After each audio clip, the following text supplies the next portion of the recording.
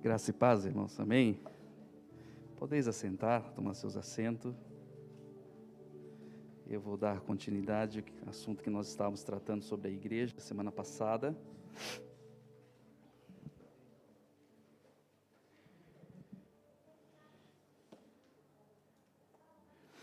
A semana passada, nós demos início a esse estudo que falava sobre a importância, se conhecer a essência da igreja, a importância de você saber qual o propósito ao qual ela foi criada. Não somente isso, mas como ela é vista no Novo Testamento, como que os apóstolos usaram a palavra eclesia, igreja, no Novo Testamento, extraída do contexto do Antigo Testamento, é esse povo que é chamado para servir a Deus, esse povo escolhido por Ele, esse povo amado por Ele, a qual Deus os abraça para que eles venham adorá-lo, né? E nós falamos sobre a primeira imagem, que era a imagem do povo de Deus e as suas implicações. Uma das implicações é que esse povo era povo dele, protegido por ele, escolhido por ele, a qual a segunda implicação é que Deus queria que esse povo fosse dele sem dividir a sua lealdade, né? Então nós estudamos sobre isso, aprendemos um pouquinho acerca disso, e agora nós vamos tratar da segunda imagem, né? A segunda imagem, eu queria que você deixasse aberto em Efésios capítulo 1, nós vamos ler do verso 15 até o verso 23, mas por enquanto você deixa aberto, antes de eu fazer as considerações sobre essa passagem. Efésios capítulo 1, verso 15. O Mateus já até colocou ali para nós. Tá ágil hoje, hein, meu filho? Está ali, ó. Uma das analogias que seja mais exaustiva, mas não completa em relação à igreja, é a do corpo de Cristo. Essa imagem, ela enfatiza que a igreja, tanto universal, todos os crentes, como nós, igreja local, congregações locais, são o locus. Eu usei essa palavra locus, é uma palavra que tem o propósito de colocar a ideia de a ação de Deus, né? Aonde nós habitamos, que locais, congregações locais são o locus da atividade de Cristo no presente, assim como era seu corpo físico durante o ministério terreno. E na tentativa, semana passada, de explicar essa palavra logos, eu talvez tenha colocado uma coisa meio esquisita, né? Que eu falei que a igreja era Deus na terra. E essa afirmação, na tentativa de traduzir essa palavra, eu provavelmente devo ter errado isso. Eu queria corrigir, né? Não é que Deus é a igreja, mas no sentido de que, assim como o Verbo se fez carne e habitou entre nós, né, e a qual nós vimos a Deus por intermédio da pessoa de Cristo, a igreja tem essa responsabilidade de, quando as pessoas olharem para nós, ver a bondade, a misericórdia, a graça, o poder de Deus agindo sobre as nossas vidas. Então a igreja é esse local onde Deus opera. Esse é o sentido da palavra, né? E eu escolhi esse texto de Efésios capítulo 1, verso 15 até o verso 23. Mas antes de ler, essa foi uma carta escrita pelo apóstolo Paulo, né, na sua prisão. Ele foi preso em Cesareia, ele foi preso em Jerusalém, depois ele foi levado para Cesareia, ficou 2 anos preso em Cesareia, e depois ele foi levado para Roma, onde ele ficou preso 2 anos. E nessa prisão ele escreve algumas cartas, onde uma dessas cartas é a carta de Efésios e a carta de Colossos, aos Colossenses, a qual, essa carta de Efésios vai tratar da eclesiologia, né? Vai tratar da igreja, aonde a carta de Colossos trata da supremacia de Cristo, que nós vamos ver já já. Então, essa carta que nós vamos ler, ela tem esse propósito, de tratar da igreja, né? E Paulo, ele escreve nessa carta sobre a ação dele dar graças a Deus por esses irmãos ali, a qual ele fica impactado com a fé desses irmãos. Não somente impactado com a fé desses irmãos, mas a comunhão entre eles. Então ele escreve essa carta com o propósito de fortalecer a fé deles e estreitar os laços entre eles. Essa carta, ela tem esse propósito, né, de trazer a igreja mais para perto e fortalecer a fé desses irmãos. E ele dá graças a Deus por essa igreja. Ele fica feliz ao ouvir acerca dessa igreja em Efésios. E é o texto que nós vamos ler agora. Efésios capítulo 1, do verso 15 até o verso 23. Eu vou ler e você acompanha aí. Por isso também, depois de ter ouvido falar da vossa fé, apóstolo Paulo dizendo, da fé dos Efésios, no Senhor Jesus, e o vosso amor para com todos os santos, não cesso de dar graças por vós, fazendo menção de vós em minhas orações, para que o Deus de nosso Senhor Jesus Cristo, o Pai da glória, vos dê o espírito de sabedoria e de revelação no conhecimento dele, tendo os olhos do vosso entendimento iluminados, para que saibais qual é a esperança do seu chamado e quais as riquezas da glória da sua herança nos santos, e qual é a suprema grandeza do seu poder sobre nós, os que cremos, segundo a operação do seu grande poder, que manifestou em Cristo quando ressuscitou dos mortos e o colocou à sua própria destra nos lugares celestiais, muito acima de todo principado e poder e potestade e domínio, e de todo nome que se nomeia, não só neste mundo, mas também no que há de vir, e colocou todas as coisas sob seus pés, e o fez cabeça da igreja, sobre todas as coisas, que é o seu corpo, a plenitude daquele que cumpre tudo em todos. Amém? Então esse texto, ele trata dessas questões e ele vai falar que a igreja é o corpo de Cristo. Esse corpo que está atrelado aqui a Cristo. E ele fala que Deus deu a ele poder sobre toda a terra, sobre todos os principados, sobre todo o mundo. E essa igreja foi anexada a Cristo, a qual é o nosso Redentor. É importante para nós sabermos acerca dessa carta, porque nós percebemos que a igreja, ela está sobre não somente o domínio de Cristo, mas a atitude e as ações, o poder da igreja, a igreja como em si, ela depende desse Salvador, ela depende do Senhor, a qual é esse Senhor que cuida e que protege elas. Então nós percebemos nessa carta essa estrutura, a qual ele chama-nos de corpo de Cristo. Mas eu queria que você, destacar com você, o verso 23, que diz assim, o verso 22 para nós entendermos melhor, e colocou todas as coisas sob seus pés, e o fez ser cabeça da igreja sobre todas as coisas, que é o seu corpo, a plenitude daquele que cumpre tudo em todos. Preste atenção nessa palavra plenitude. Ela traz a ideia de algo que é completado. Aqui, o apóstolo Paulo, ele ressalta a importância da igreja. É uma expressão que, quando você tenta entender essa palavra plenitude, você pode ficar até meio chocado com essa interpretação. E eu queria preparar você para isso. Porque é uma palavra que ela traz a ideia de um navio que está vazio e que é completado, que é cheio. Ou seja, de acordo com esse texto, preste atenção, de acordo com esse texto, Cristo, ele é incompleto sem a igreja. Em outras palavras, ele é imperfeito sem a igreja. Preste atenção na complicação dessa palavra. Por quê? Nós não temos dúvida de que ele era Deus na terra, de que ele assumiu um corpo, embora humano, ainda sendo Deus, a qual nós percebemos nele todas as evidências da divindade. Nós não negamos que ele é soberano, nós não negamos que ele é supremo, não negamos a sua onipotência, a sua onisciência, e a qual ele tem poder sobre todas as coisas. Mas esse texto diz que a igreja o completa, e que sem a igreja ele passa a ser incompleto. Como assim? Nós percebemos, ao ler as passagens em que Jesus esteve nessa terra, que embora ele sendo Deus, ele teve fome. Embora sendo Deus, ele teve sede. Embora sendo Deus, ele sentiu dores. Embora sendo Deus, ele até morreu Em que sentido, então, é que a igreja completa Cristo?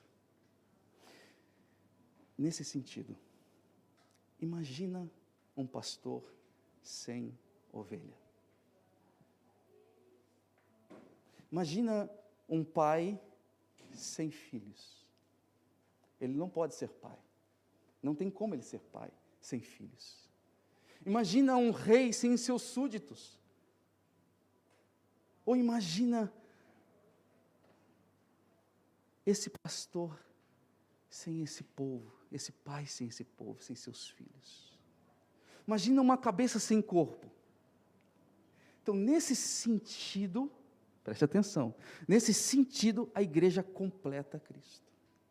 Ressaltando que a importância de mim e você como parte desse corpo, desse Deus. Por isso, que quando as coisas são inferidas sobre a igreja, não é somente sobre a igreja que é inferida, mas é sobre aquilo que completa o Senhor como Senhor e Salvador das nossas vidas. E nós temos essa importância nesse corpo, porque Ele é completado por nós, como Senhor. Amém? Quais as implicações? Primeira implicação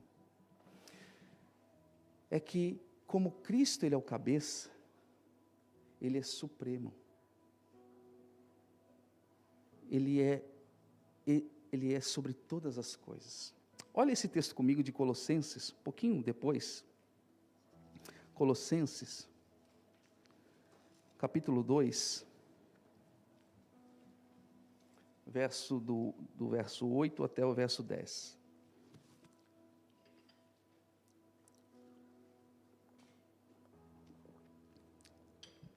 Olha para esse slide aqui que o Matheus colocou para nós.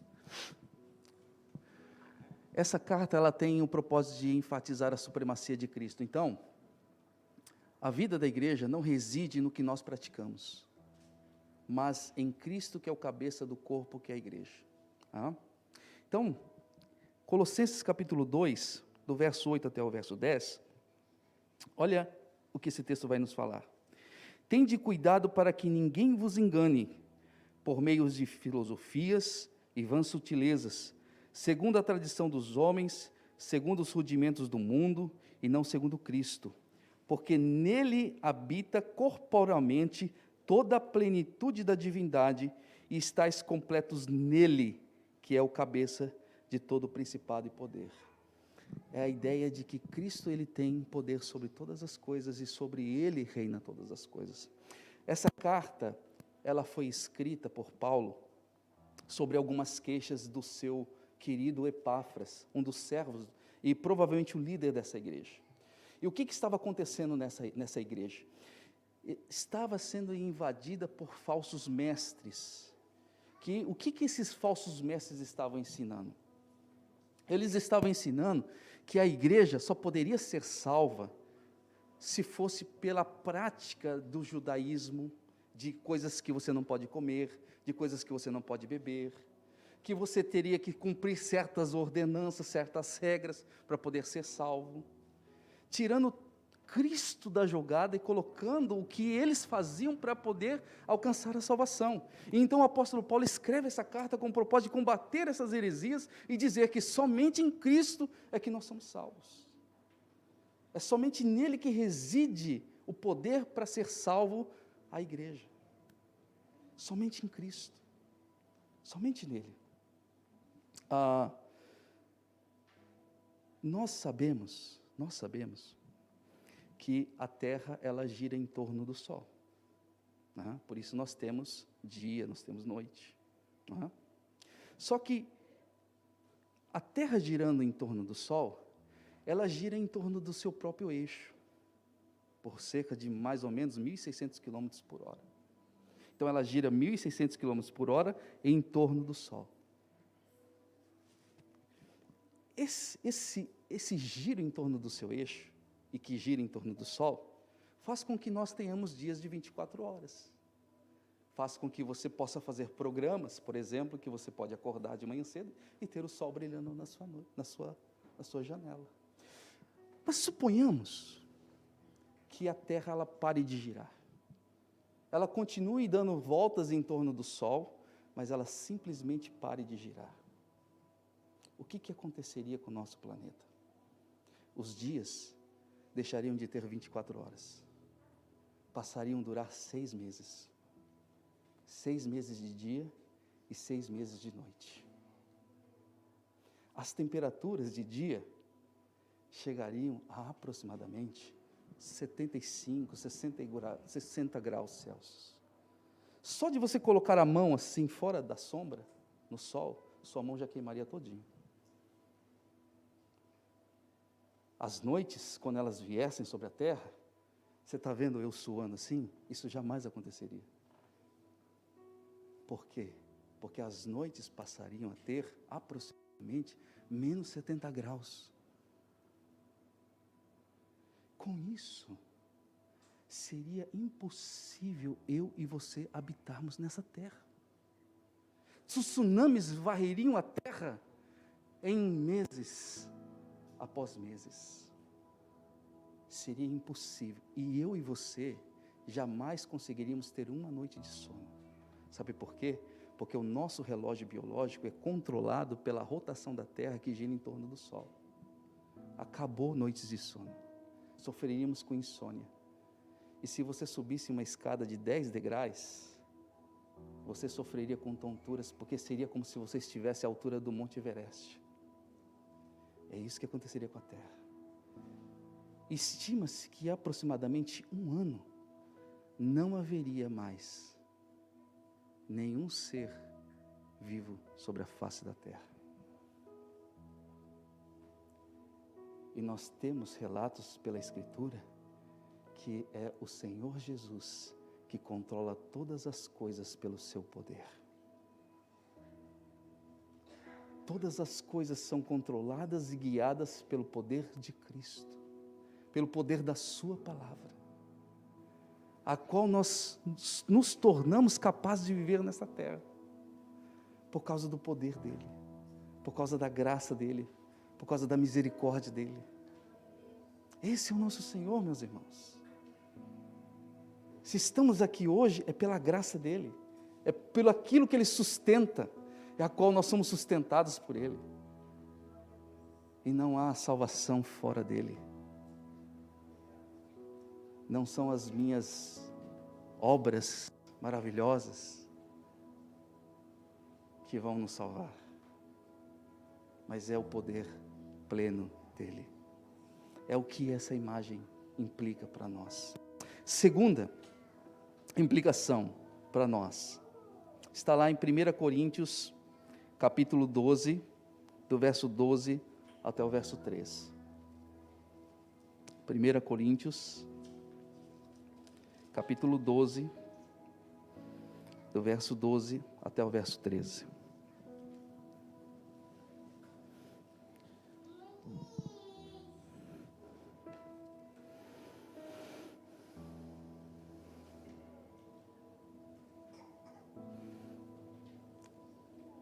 Essa implicação, ela é muito importante para nós, porque ela diz o seguinte: a fé cristã, ela não é definida em termos somente de nosso relacionamento particular com Deus, individual com Deus, mas em relação a todos os membros que fazem parte desse corpo, cujo cabeça é Cristo, enfatizando que a interligação dos membros, todos os membros estão interligados.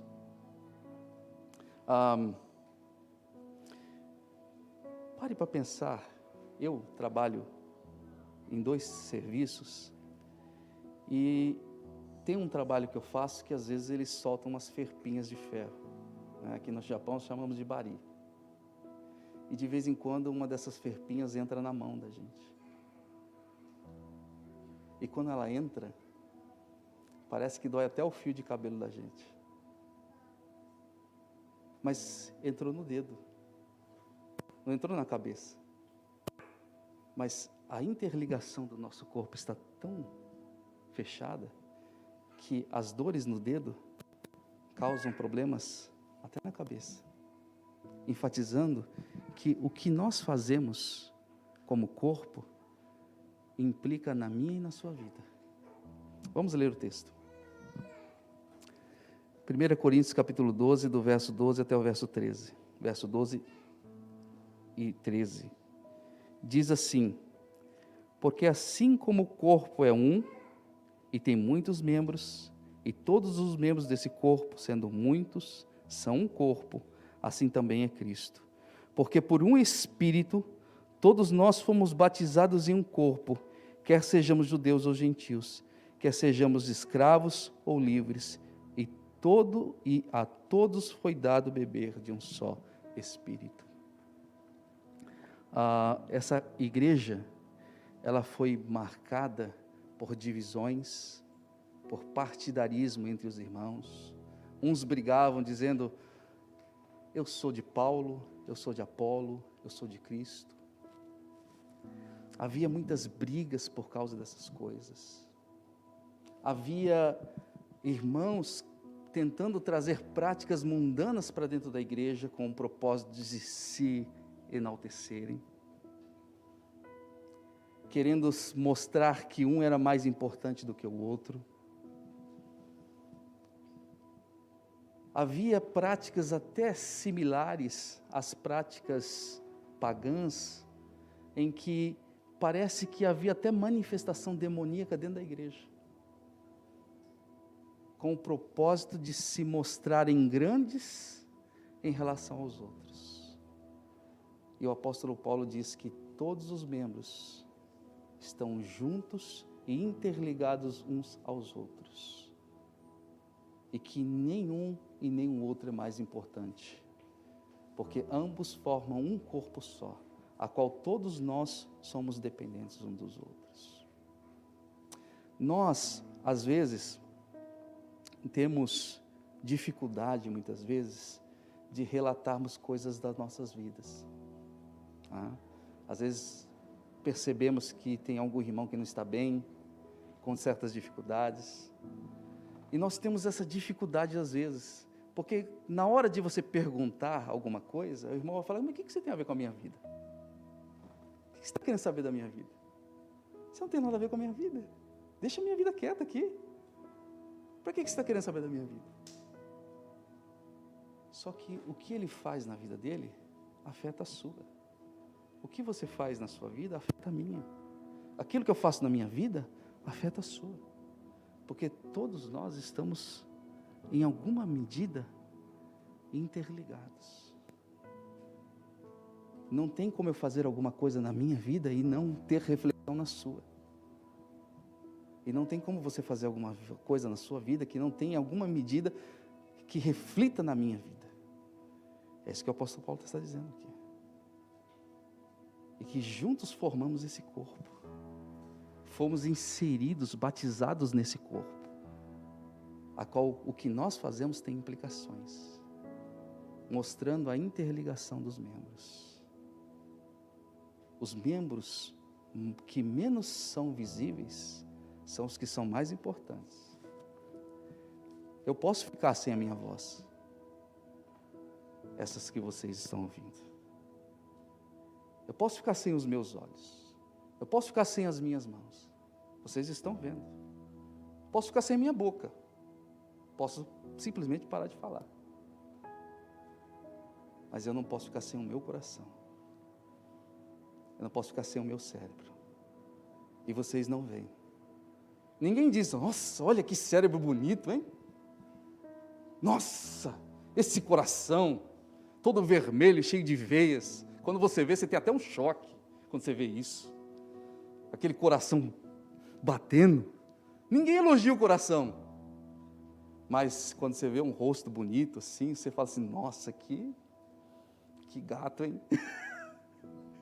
Que gata, né?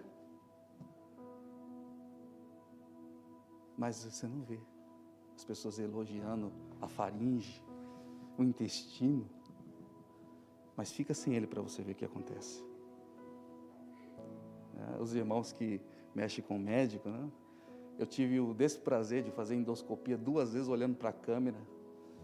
Foi horrível. Mas ninguém elogia essas coisas, né? Mas experimenta ficar sem o intestino para você ver que isso acontece. Você está vendo essa forma, a bolinha aqui? Ela desaparece de uma hora para outra. Sabe por quê? Porque ele é fundamental para a sua existência.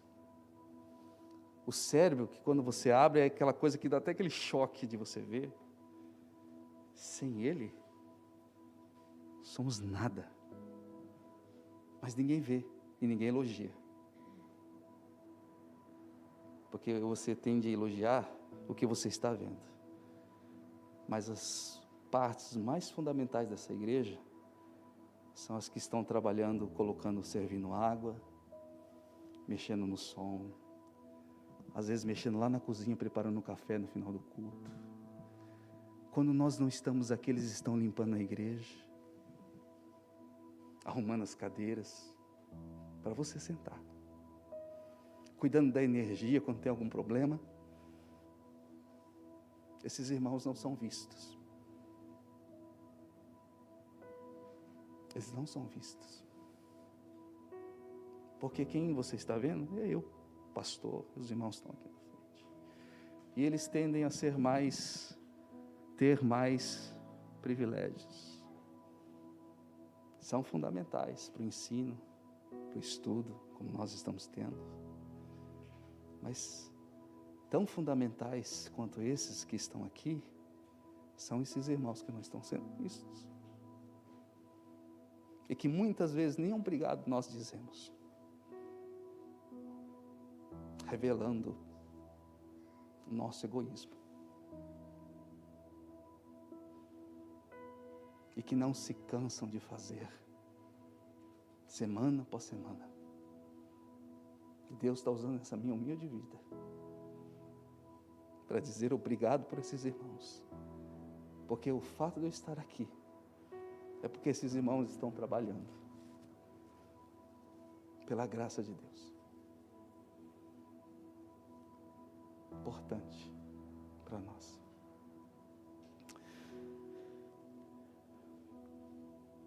Terceira imagem. É a imagem do templo do Espírito Santo.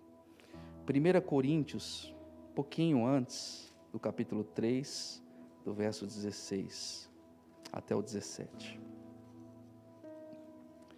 1 Coríntios, capítulo 3, do verso 16 até o verso 17. Essa é a nossa última imagem.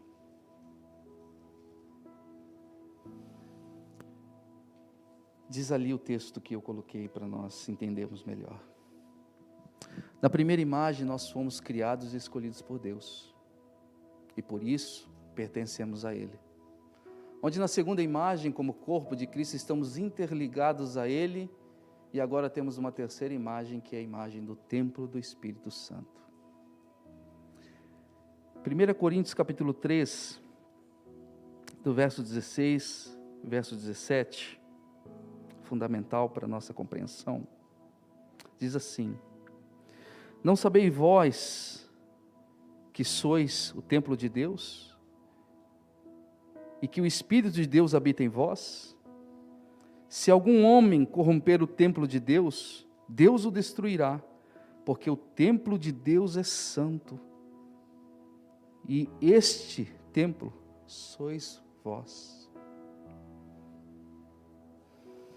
Nós somos templos do Espírito Santo, templo dele. E tem algumas implicações importantes para nós. Quais são essas implicações? A primeira implicação é que todo o poder que reside na igreja depende do Espírito de Deus. Isso aqui acaba com qualquer tipo de honra dada a qualquer tipo de homem que você imagine. Por quê? Porque nós não fazemos nada e operamos nada sem o Espírito de Deus. Eu sou uma caixa vazia.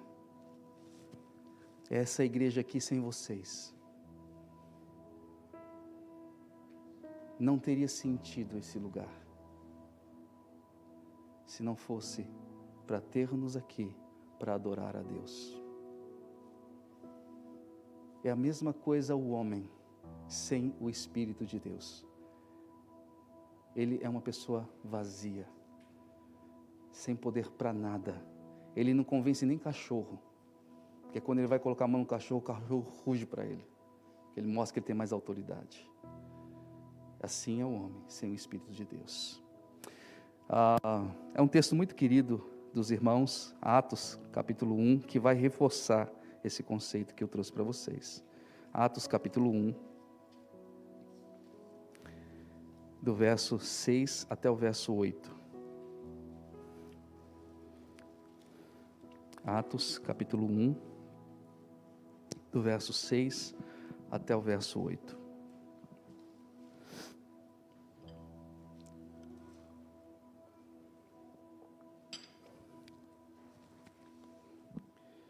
Capítulo 1, do verso 6 até o verso 8. Diz assim: portanto,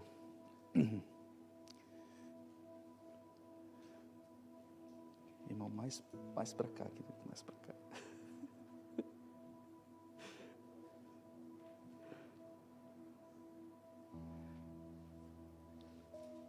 Isso, Atos.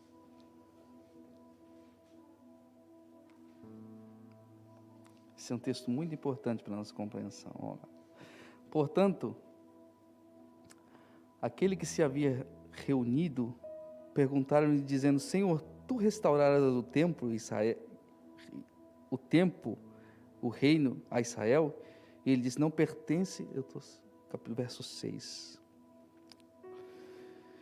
E ele disse-lhe: não pertence a vós saber os tempos ou as estações que o Pai estabeleceu pelo seu próprio poder, mas recebereis o poder, quando vier sobre vós o Espírito Santo, e sereis minhas testemunhas, tanto em Jerusalém, como em toda a Judéia e Samaria, e até a última parte da terra. O poder da igreja reside no Espírito Santo de Deus. É esse o princípio aqui. Eu me lembro de uma ilustração que um pastor contou uma vez, em que ele queria ensinar um princípio para os seus alunos. E ele mandou os alunos prepararem um sermão em Filipenses capítulo 1, se eu não me engano, capítulo 1, capítulo 2, que diz sobre as pessoas que estão mortas em seus delitos e pecados. E ele mandou os alunos prepararem um sermão, e quando os alunos prepararam o sermão, ele levou os alunos para o cemitério. E quando os alunos chegaram no cemitério, ele mandou: agora vocês podem começar a pregar. E os alunos começaram a olhar assim, falaram assim: como que a gente vai pegar esse monte de morto aqui? Como pregar nesse cemitério? Ele queria ensinar um princípio. Deus, ele tem poder para levantar qualquer defunto da tumba. Isso aí. Mas ele queria ensinar para esses alunos que se algum morto daquele ali se levantasse, não era pela eloquência da sua pregação ou pelo conhecimento que eles tinham das Escrituras, mas era pelo poder de Deus. Percebe? Eu posso preparar o melhor sermão, pode vir aqui outro pregador e preparar o melhor sermão, e vocês saírem daqui vazios, se o Espírito Santo de Deus não estiver sobre nós. Porque Ele quem capacita, é Ele quem dirige, é Ele quem mostra pecado, é Ele quem convence o homem, não é eu, não somos nós. E aprove a Ele convencer-nos da verdade, da justiça e do juízo. Sobre Ele está o poder. Nós somos instrumentos em Suas mãos. Percebe? Isso tira de nós qualquer sentimento de soberba, de achar que alguma coisa nós fizemos porque nós nos dedicamos assim. Porque tudo é pelo Espírito de Deus. Essa é a primeira implicação. Há uma passagem muito interessante que o apóstolo Pedro é chamado para poder mostrar a Cornélio sobre a questão da salvação. E o judeu, ele tinha problema com as pessoas, com os gentios, porque os gentios, eles eram considerados um povo impuro. E Pedro tem o sonho das coisas impuras numa mesa e Deus mandando ele comer. Mas o interessante nessa passagem é que o Espírito de Deus é quem instrui Pedro a pregar para Cornélio. E entra a salvação naquela casa. Isso é mais outra evidência da ação do Espírito no coração das pessoas. Isso implica em quê na minha e na sua vida? Que nós façamos o que façamos. E devemos fazer. Mas sempre com a confiança de que é Deus quem vai fazer a obra. É Ele quem vai operar o milagre. É Ele quem vai fazer, não somente em nós, mas nas pessoas à nossa volta. Segunda implicação, próximo slide, Mateus. A santidade da igreja. 2 Coríntios capítulo 6, do verso 14 até o verso 18.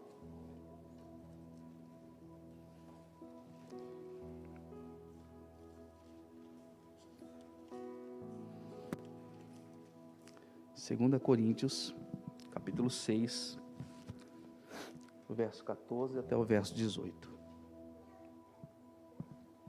Mas antes, dê uma olhada para cá. O contexto dessa passagem se refere aos relacionamentos íntimos entre cristãos e ímpios, relacionamentos esses que interferem no posicionamento bíblico que devemos ter diante do mundo em que vivemos. Então, essa passagem ela tem esse propósito, de tratar do relacionamento íntimo que cristãos têm com os ímpios.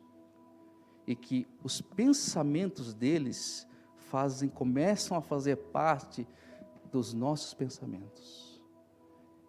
Ao invés de sermos influenciadores, passamos a ser influenciados por aquilo que eles pensam.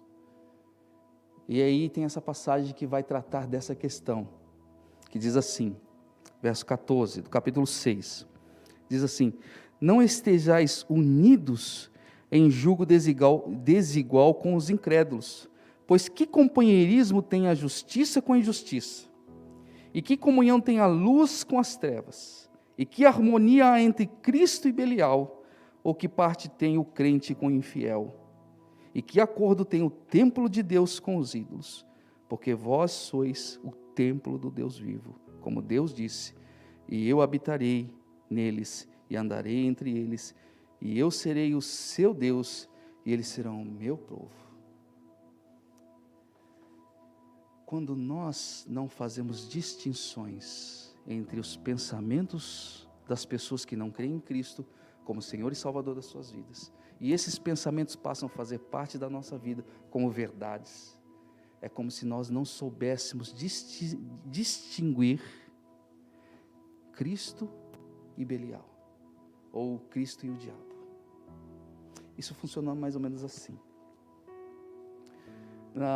Quando eu estava no Brasil, até antes de vir para cá, eu muitas vezes ia até a biblioteca do centro para estudar. E eu ia a pé, andando até a biblioteca. Então eu passava pelo centro da cidade. E eu me lembro que no caminho até a biblioteca, bem de frente assim, que eu tinha que atravessar a rua, tinha aquelas casinhas que vendiam aqueles utensílios para macumbaria, para feitiçaria. E eu me lembro que bem na rua assim, eles colocavam aquele homem bem escuro, com um terno branco, que você só viu o terno branco, o olho branco e os dentes brancos sorrindo com um charuto na mão. Não sei se vocês já tiveram o desprivilégio de ver coisas assim. E eu tinha medo daquilo ali. Então o que eu fazia? Eu quando estava para chegar na biblioteca, eu pulava para o outro lado da rua e ia para a biblioteca só para não passar na frente daquele. E tinha um cheiro, eu não sei se eles queimavam aquelas velas roxas, aquele negócio, ficava um cheiro esquisito. E eu, com medo dessas imagens, eu pulava para o outro lado e ia para a biblioteca. Na hora de sair, eu desviava para o outro lado e saía só para não passar na frente dessa loja. Porque, para mim, causava um certo horror dessas coisas, né? Não estava acostumado. Mas imagina o seguinte, eu aqui, pregando a palavra de Deus, e uma estátua daquela aqui do lado. Imagina. E eu passando a mão nele aqui, dizendo, olha que homem bonito, sentado aqui com esse charuto na mão. Imagina essa cena. É isso que o texto está dizendo. Quando os nossos pensamentos se misturam com os pensamentos dos ímpios, daquelas pessoas que não creem em Cristo como Senhor e Salvador de suas vidas, é como se nós estivéssemos fazendo essas coisas, não sabendo distinguir os pensamentos que devem ser produzidos pela revelação da palavra de Deus, com relação àquelas coisas que são muitas vezes ditas lá fora. Nós percebemos muitas vezes certos diálogos, principalmente com relação ao homossexualismo, aborto, em que você começa a perceber que os cristãos, alguns deles, em algumas situações eles defendem o aborto, o homossexualismo, em que os princípios mundanos das pessoas que não têm Cristo como Senhor e Salvador começam a fazer parte. O apóstolo Paulo não está dizendo para nós nos separarmos das pessoas, não é isso que ele está dizendo, mas é quando os pensamentos deles passam a fazer parte dos nossos, aquilo que eles pensam acerca da palavra de Deus, de como nós devemos nos portar, começam a fazer parte de nós, e aceitar esse tipo de coisa, e Deus condena isso. Ele diz que é não fazer distinção entre as coisas de Deus e as coisas de Satanás. Por quê? Porque nós somos templo do Espírito Santo, salvos por Ele, não porque somos perfeitos, mas porque o sangue dele é que nos purifica de todo pecado. Nós somos esse templo hoje porque Ele nos purificou de todo o pecado. Ele me vê como eu sou, pecador, falho, que tem limitações, mas o sangue dele limpa de todas essas coisas e nos torna capazes de estar diante da sua presença.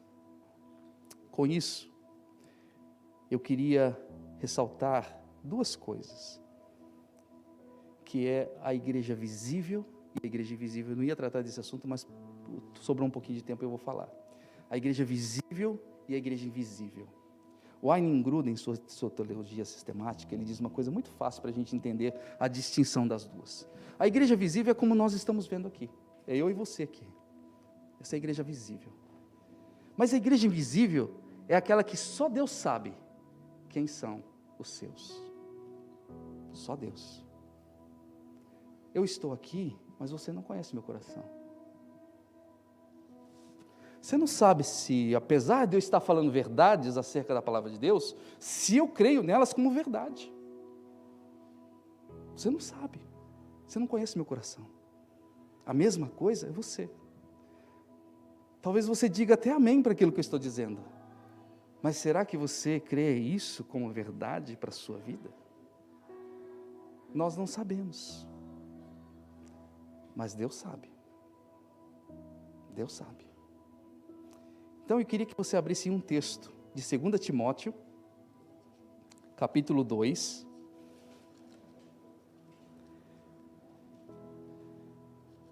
Timóteo. Mateus já até colocou ali para nós, para ficar mais fácil. Capítulo 2, do verso 14 até o verso 20.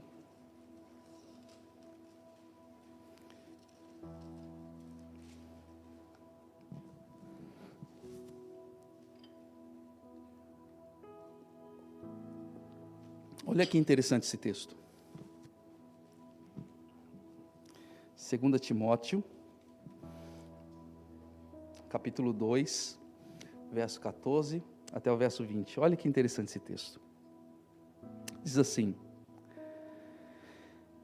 Traze essas coisas à memória, ordenando-lhes diante do Senhor, que não contendam sobre palavras, que para nada aproveitam, senão para a perversão dos ouvintes. É o apóstolo Paulo instruindo o pastor Tiago a lidar com questões difíceis do seu ministério. Verso 15: Procura apresentar-te aprovado a Deus como obreiro que não tem que se envergonhar, íntegro, repartidor da palavra da verdade.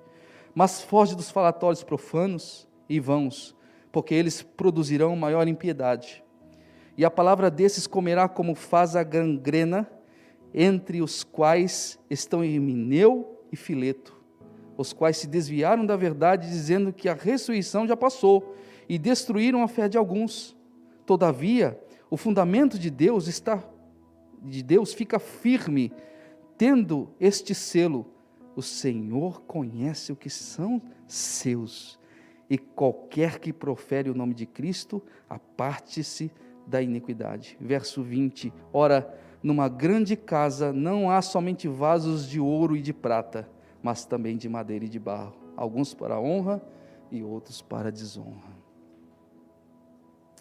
Aqui, nesse texto, nós percebemos uma estrutura que tem ensino, tem pregação da palavra, tem pessoas nesse meio reunidos, tá? Só que no meio desses daí, que nós chamamos de igreja visível, né? Desse ajuntamento de pessoas que estão ali para ouvir a palavra de Deus, como nós estamos aqui, nós percebemos que há pessoas que parece que não têm uma fé verdadeira, e que até ensinam coisas erradas, e muito pior, estão pervertendo a fé dos outros. Mas aí o apóstolo Paulo diz: Deus sabe quem são os seus. Então você tem um bloco que aponta para a igreja visível, e você tem um final que aponta para a igreja invisível, que é essa igreja que só Deus conhece. Então você tem essas duas partes, né? A igreja visível e a igreja invisível. Com isso, quais são os perigos se você tirar uma da outra? Quais são os perigos? A Igreja Católica Romana, ela isola a primeira e esquece da segunda. Com isso, quais são as implicações para nós? Olha o texto de Mateus capítulo 16, para nós já começarmos a finalizar. Mateus capítulo 16. Mateus 16, do verso 13 até o verso 19. Olha que interessante esse texto. Mateus capítulo 13, 16, do verso 13 até o verso 19.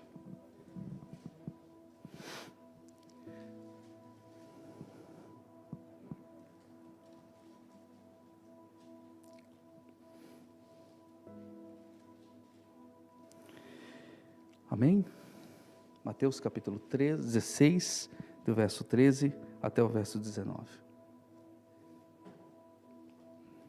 Está certo, irmão. 16, 13, está certo. Eu que estou fazendo confusão. 16, 13, está certo. Mateus está sempre certo.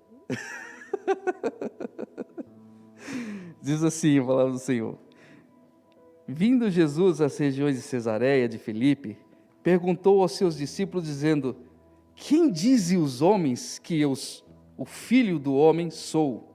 E eles disseram: alguns dizem que é João o Batista, outros Elias, e outros Jeremias, outro um dos profetas. Disse-lhes ele: mas vós, quem dizes que eu sou? Simão Pedro, então, aquela famosa frase, respondendo, disse: tu és o Cristo, Filho do Deus vivo. E Jesus respondendo, disse-lhe: abençoado és tu, Simão Barjonas, pois carne e sangue não revelam isso a ti, mas o meu Pai que estás no céu. Verso 18: e eu também te digo que tu és Pedro, e sobre esta rocha eu edificarei a minha igreja, e as portas do inferno não prevalecerão contra ela, e eu te darei as chaves do reino do céu, e tudo quanto tu ligardes na terra, será ligado no céu, e tudo quanto tu desligares na terra, será desligado no céu. Preste atenção nesse texto. Esse texto é Jesus dizendo a Pedro que sobre esta pedra seria edificada a igreja, e que ele daria as chaves do céu, e o que ele ligasse na terra seria ligado no céu, e o que ele desligasse na terra seria desligado no céu. Então há uma posição que entende que a igreja verdadeira é somente essa que segue essa linha sucessória de bispos até os apóstolos, até Cristo. É como se fosse, sabe aquelas corridas de entrega de bastão? Um corre, passa o bastão, corre, passa o bastão, e vai passando o bastão até chegar no que vai chegar na final da largada. Então eles acreditam nessa sucessão episcopal. Qual é a implicação disso? É que fora da Igreja Católica Romana, não existe igreja. Para você ser salvo, você precisa estar anexado a essa igreja. Com isso, o que nós fazemos aqui é inútil. Porque nós somos os rebeldes da Igreja Católica. Nós protestamos contra a doutrina que eles impuseram durante os primeiros séculos. E há um tratado pastoral, mais ou menos lançado no dia 25 de março de 1987, que diz que nós, cristãos evangélicos, somos os infiéis da Igreja Católica. O único barco que leva à salvação é o da Igreja Católica. Com isso, eles priorizam o batismo, por isso que crianças são batizadas. Eles priorizam o culto, a sucessão episcopal dos bispos. Com isso, não há salvação fora da Igreja Católica. Implica que nós estamos perdidos. Percebe o problema? Com isso, o que acontece?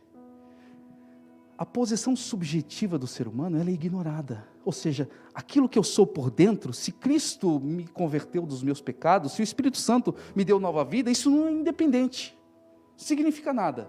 Porque o que importa é eu estar anexado a essa igreja, que vem dessa sucessão episcopal.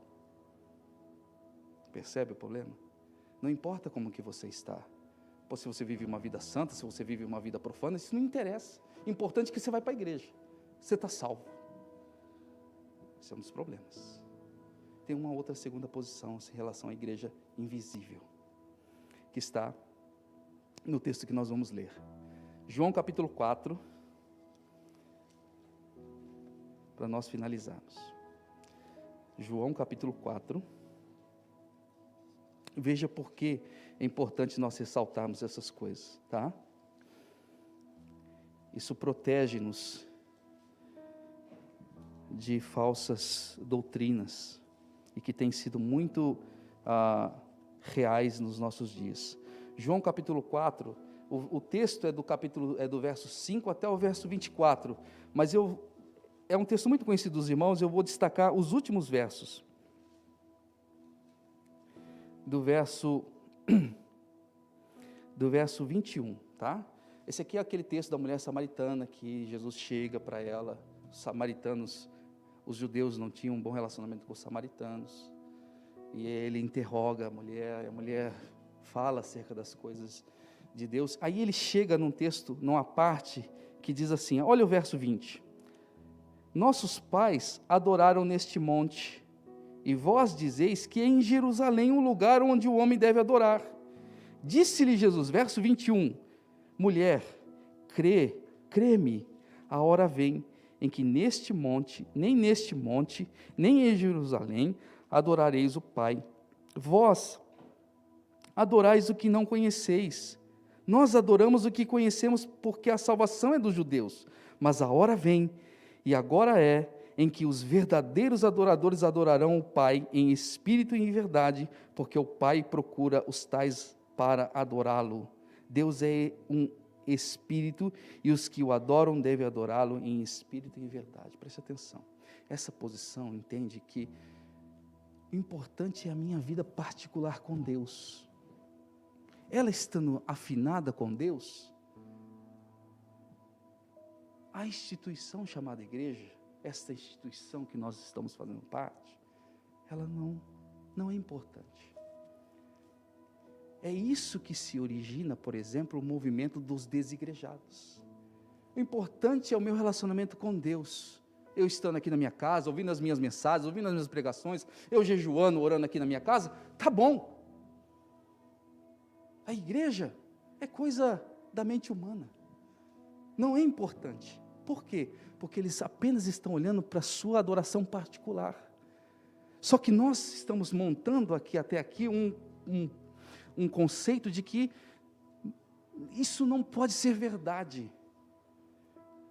Porque nós estamos ligados a um corpo, sobre o qual o cabeça é Cristo. Por isso a importância de estarmos aqui, juntos. Então, essa posição, ela tende a ignorar isso. O fato de nós batizarmos, o fato de nós participarmos da ceia, isso é secundário. O fato de eu professar Cristo como Senhor e Salvador da minha vida através do batismo, isso não significa nada. O fato de eu tomar a ceia como um memorial daquilo que Cristo fez por mim na cruz do Calvário, isso também não significa nada. Porque o importante é o que eu sinto por Deus, isso é o mais importante. E nós percebemos ao longo da Escritura, que se você isolar um ou outro, você vai cair num erro. Porque nós, como igreja, seremos desprezados. E eu tenho uma definição. Qual é? É que a igreja visível, ela é resultado da igreja invisível. Qual é a evidência de que eu faço parte da igreja invisível? Se eu faço parte da igreja visível. Esse é o conceito. Eu não isolo as duas verdades, mas elas estão fundamentadas em uma só. Como é que eu sei? Olha 1 João, capítulo 2, do verso 9 até o verso 11, e nós vamos finalizar. 1 João,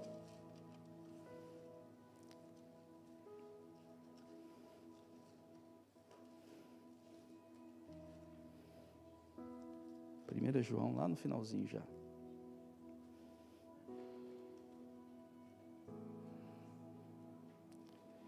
1 João, capítulo 2, do verso 9 até o verso 11.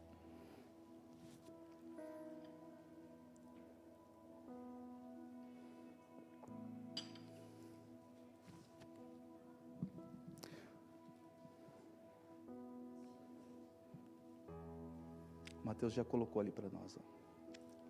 Diz assim, verso 9. Aquele que diz que está na luz e odeia seu irmão, está em trevas até agora. Aquele que ama seu irmão está na luz e nele não há nenhuma ocasião para tropeço. Mas aquele que odeia seu irmão está em trevas e anda em trevas e não sabe para onde vai, porque essas trevas lhe cegaram os olhos. Esse texto, ele está dentro de um contexto em que o apóstolo João está relatando evidências de uma pessoa que foi salva em Cristo. Então ele escreve essa carta para combater uma heresia, uma seita herética do passado chamada gnosticismo, que falava que a salvação é só por meio do seu conhecimento secreto. Então o apóstolo João escreve essa carta como pode combater essas heresias, a qual ele dá para nós evidências de uma pessoa que é salva em Cristo. E nessa carta ele escreve uma coisa muito importante para nós, que ele diz assim, que aquele que anda na luz, e andar na luz significa ser iluminado por Cristo, aquele que foi salvo em Cristo como Senhor e Salvador, a consequência disso é ele estar inserido na igreja visível, no contexto dos irmãos. É esse o propósito dessa passagem. Há um dito norte-americano que diz que pássaros de uma mesma plumagem sempre andam juntos. Você já viu caraço com pombinha tudo junto? Corvo? Naqueles períodos do que está entrando a primavera, não sei se vocês já tiveram a oportunidade de ver aqueles pardais voando para cá e para lá. Você não vê nenhum gavião misturado lá. Você não vê nenhum urubu misturado ali. Você vê sempre pássaros da mesma linhagem. O que esse texto está querendo mostrar para nós é que, como cristãos salvos em Cristo, nós queremos estar com esse povo. A evidência de que somos salvos é que estamos querendo andar com pessoas que pensam como nós, que amam o mesmo Deus, que priorizam as mesmas coisas que Deus promete. Esse é o propósito dessa passagem. Mas nós também temos coisas que são misturadas juntos, que às vezes são falsas, é verdade. Aí nós temos a parábola do joio e do trigo, em que Deus semeia a boa semente, mas vem o inimigo à noite e planta o joio ali, e ele cresce. E o joio, ele é uma planta, eu não sei se vocês já tiveram a oportunidade de ver, eu quando estava estudando sobre isso há 2 anos atrás, eu prestei atenção nas plantações de trigo. Aqui no Japão tem bastante. Você começa a ver o trigo crescendo, ele está tudo igual, verdinho, começa a crescer, crescer. O trigo cresce mais ou menos uns 60 centímetros assim. Só que o joio, depois desse crescimento, o trigo começa a ficar de cor de palha, como esse chão aqui, douradinho. E ele começa a envergar. Mas o joio, ele cresce quase 1 metro a mais. Fica imponente. Ele não fica dourado. Ele ganha um tom roxeado. Só que quem come joio, o joio naquela época, ele tinha funções abortivas. Quando a mulher queria perder a gestação, ela comia muito joio, porque o joio ele tinha esse poder de causar náuseas, de causar dores. É como se você comesse veneno. Ele tinha esse propósito. E a Bíblia diz que o inimigo é que semeou essas coisas.